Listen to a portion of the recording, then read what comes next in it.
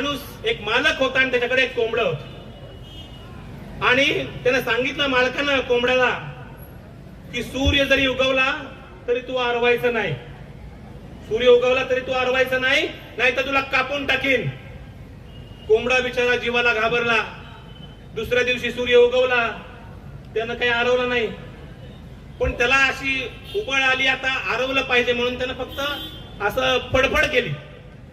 फडफड केली. तो म्हटला अजिबात फडफड करायची नाही, आवाज तर नाहीच, फडफड पण करायची नाही, नाही म्हणजे नाही.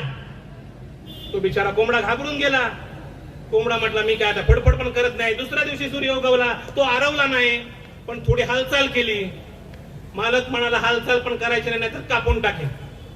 तिसऱ्या दिवशी सूर्य उगवला, त्यानं काहीच केलं नाही, गप्प राहिला. मालकाला प्रश्न पडला आता काय करायचं. हा तर सगळ्या सूचनांचं पालन करतोय. तो म्हटला तू जर उद्यापासून अंडा दिला नाही तर तुला कापून टाकेल. आता कोंबडा अंडा कसं देणार. कोंबडा रडायला लागला.